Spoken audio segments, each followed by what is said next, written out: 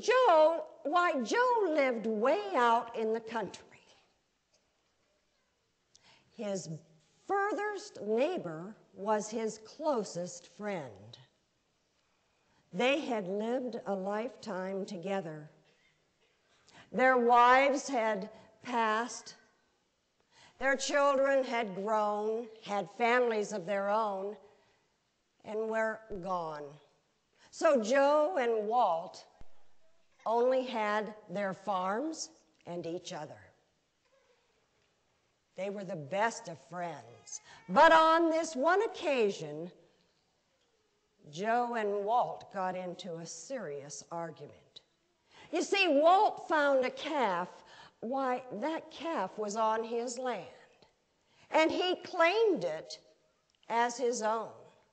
Oh, Joe went up to him and said, "What do you mean? No, no, no, no, no. That calf has the markings of my cows. That calf is mine." They were stubborn men.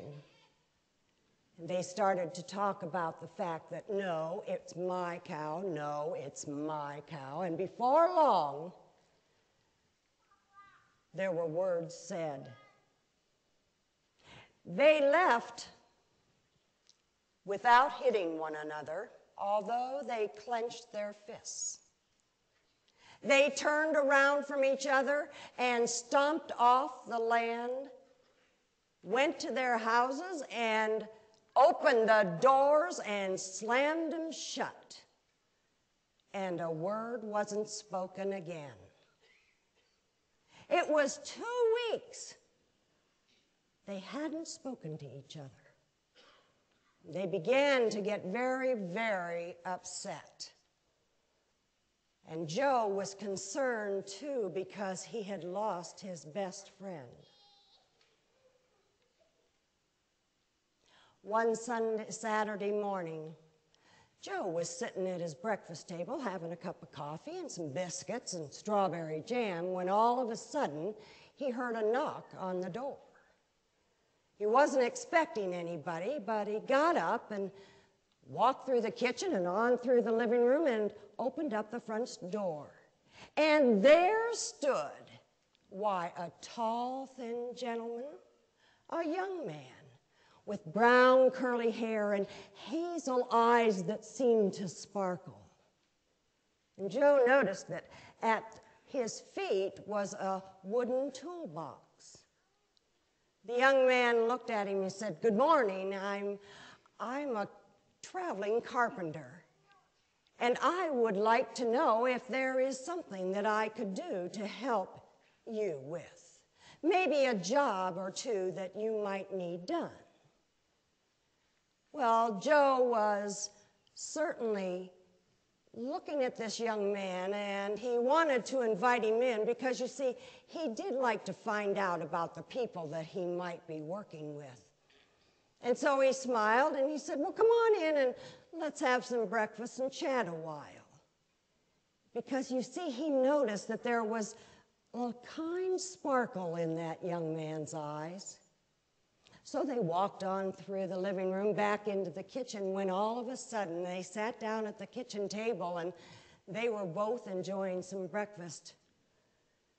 And that's when Joe finally realized he did have a job for this young man. And what he did was he asked him to look out that kitchen window, and he said, "You see that house out there way yonder?" He said, "That's my neighbor's house. But he really made me mad. Why, last week he took his tractor, and you see that ditch, that creek there that's flowing down our boundary line? Well, he took that tractor, hitched it to the plow, and he dug that ditch from the pond high on the hill right down through our property line. Well, it sure made me mad. And now that creek separates us. And I do have a job for you. I'd like you to build me a fence. A tall fence right down that boundary line so I don't have to see it. And that'll teach him. Well, the young man smiled and said, well, Joe, I'm good with my hands, and I know I work hard, and I'll do a good job.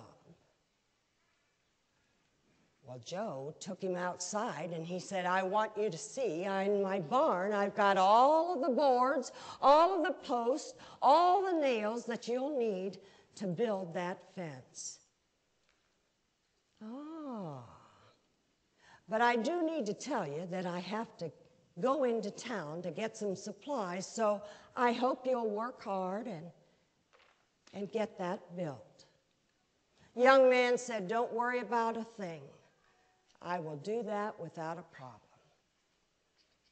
Joe hitched up his wagon and then his horses, and he took off down that dusty road headed toward town.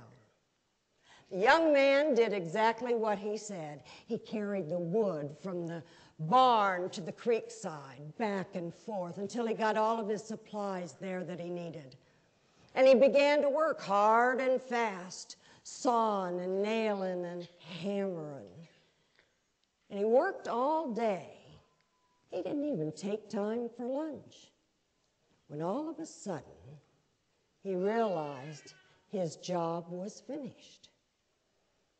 And he began to clean up, and the sky had been getting the sun down for closer and closer at the end of the day. And as he piled in his things into his wooden tool chest, all of a sudden he heard Joe coming back up that trail, back up that dirt road, and when he pulled in, he saw that his wagon was filled with supplies. Old Joe, why, he pulled his horses to a halt, and he looked to see the finished product. But you see, it wasn't a fence. The young carpenter had built a beautiful footbridge from one side of the creek to the other with handrails. He was shocked. And as he jumped down from the wagon, ready to express he didn't know what, just at that moment, Walt walked across the footbridge with his hand extended in friendship. Oh, Joe, I'm so glad you had this bridge built. That cow is yours. I don't need it. All I need is to be friends again. Huh.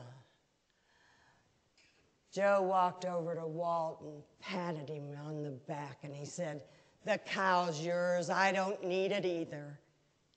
But you're right. We do need our friendship. But you know, it was because of this young man. He was the one who built the bridge. We have him to thank. With that, the young man picked up his wooden toolbox and put it on his shoulder and began to walk away. Wait, wait, said Joe. Oh, don't go. Why, Walt and I have enough to keep you busy for weeks. Share it with us. Stay with us. Oh, the young man turned around and he looked at Joe and Walt standing with their arms around each other's shoulders. And he smiled and he said, well, Joe, I'd love to stay. But you see, I can't. I have many more bridges to build. They watched him as he turned and walked down the road, and they could hear a whistle of a happy tune. Rise up, you are the dream.